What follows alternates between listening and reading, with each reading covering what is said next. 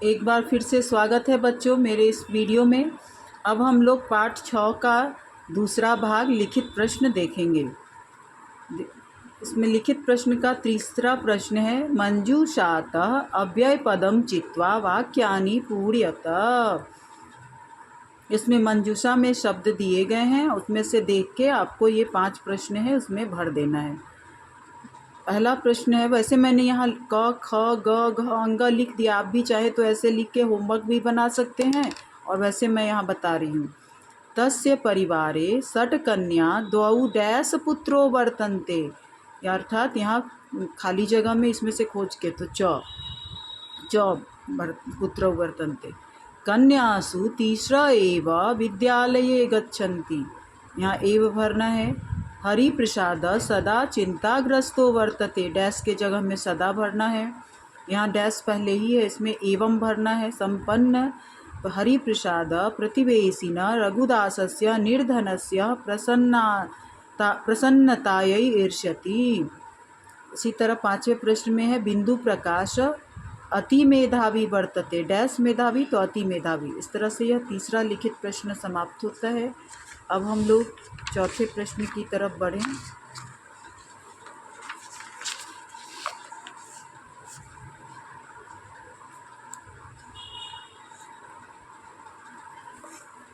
यह चौथा लिखित प्रश्न है, निम्नलिखितानां शब्दानां प्रकृति प्रत्यय विभागम कुरुता। इसमें प्रकृति प्रत्यय विभाग शब्द दिए गए हैं, इसका करना है। ऐसे आप यह होमवर्क के रूप में पाठ से स्वयं भी बना सकते हैं, पर मैंने इसको भी कॉपी में बना के बता दिया है, तो आप इस प्रश्न का उत्तर देखें। कॉपी में यहाँ लिखा हुआ है, आप देखेंगे। शब्द एक तरफ दिए गए हैं और दूसरी तरफ प्रकृति है उसकी, और दूसरी तरफ प्रत्यय। प्रकृति अर्थात मूल शब्द मैंने पहले भी बताया है, और उसमें प्रत्यय लगाकर यह शब्द रूप बना। आगत्य, प्रकृति में आ उपसर्ग है, गम धातु है और ल्यप प्रत्यय मिला के बना आगत्य। बीहस्य में बी उपसर्ग है, हस धातु है और ल्यप प्रत्यय बना मिलकर बना बीहस्य। आगता, आ उपसर्ग है, गम धातु अक्ता प्रत्यय मिलाकर आगता। कूर्वन, क्री धातु है इसमें और क्षत्रि प्रत्यय मिलाकर बना ये कूर्वन।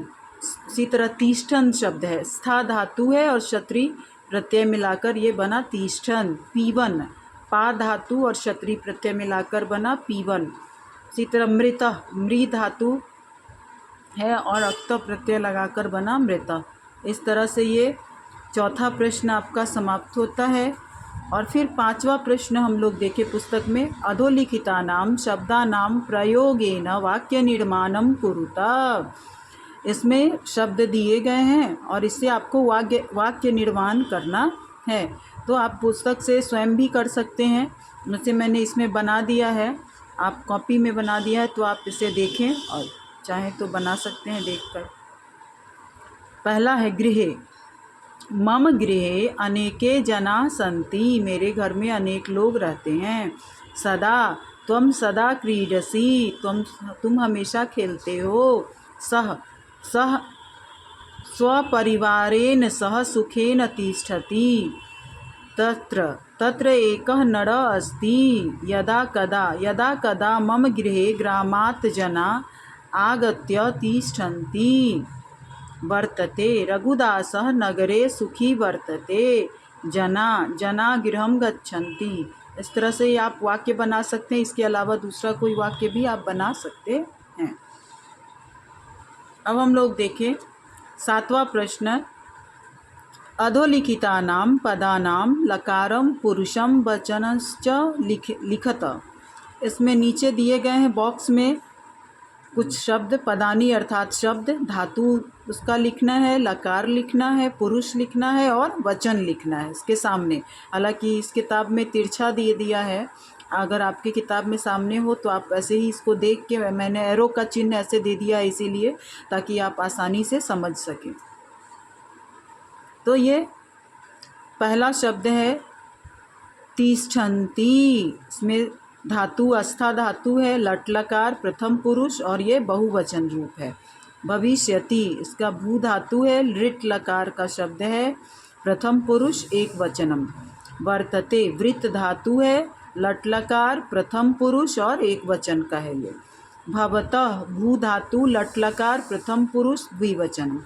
अभवत यह भी भू धातु है, यह लंग लकार का है शब्द और प्रथम पुरुष है और एक वचन है।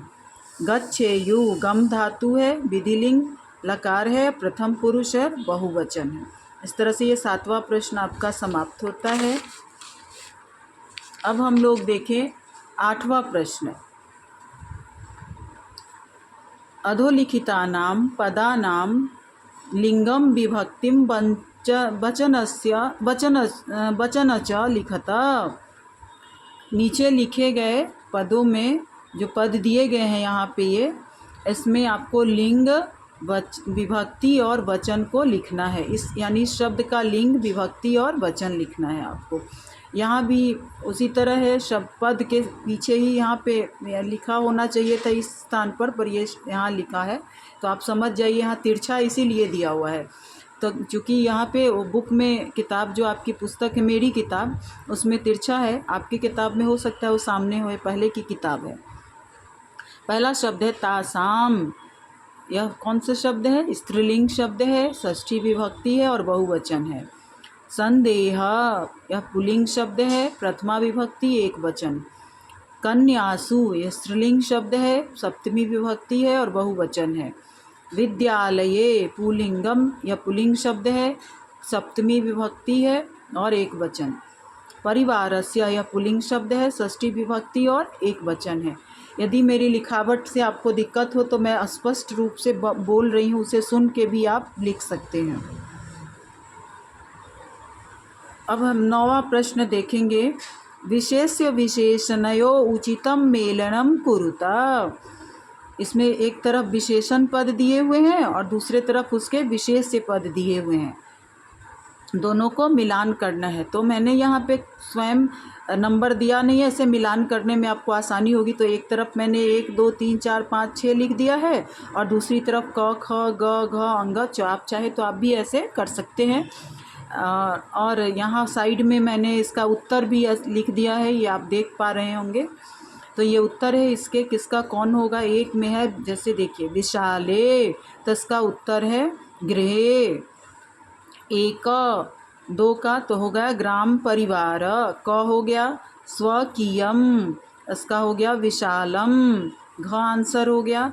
निजस्य 4 है तो इसका हो जाएगा संतानस्य। महती 5 है तो इसका उत्तर हो गया समस्या, यहाँ 5 का च हो गया। अस्मात इसका हो गया कारणात, तो अंगा हो गया। तो आप इस तरह से इसका उत्तर लिख सकते हैं। उम्मीद है बच्चों ये वीडियो आपको ज़रूर पसंद आएगा, और अगर पसंद आए तो मेरे चैनल को लाइक सब्सक्राइब ज़रूर करेंगे और सुझाव भी ज़रूर देंगे ताकि मैं उसमें और अच्छे से कर पाऊँ। अब इस पाठ का 10वां प्रश्न हम लोग देखें। उदाहरणम अनुसृत्य लकार परिवर्तनम कुरुता।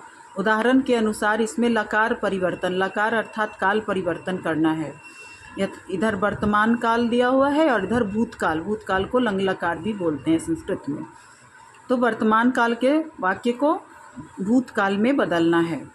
यथा एक उदाहरण है तत्र एक नरः अस्ति, तत्र एक नरः आसीत्, सः कुत्र गच्छति। यह है, यहाँ भूतकाल में इसका हो जाएगा सः कुत्र अगच्छत्।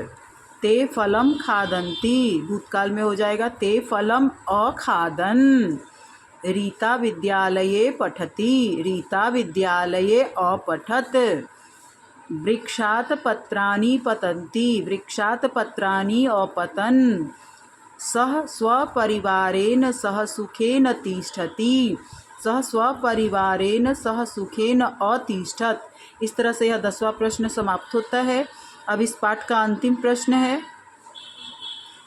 अधोलिखितानां पदानां विलोम पदानि लिखिता।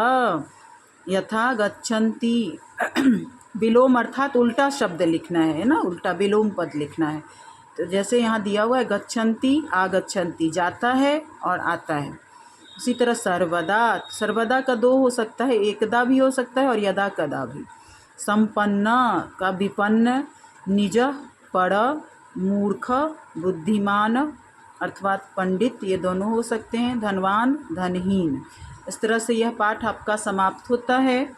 उम्मीद है यह वीडियो आपको पसंद आएगा और अब हम मिलते हैं दूसरे वीडियो में। थैंक यू, धन्यवाद।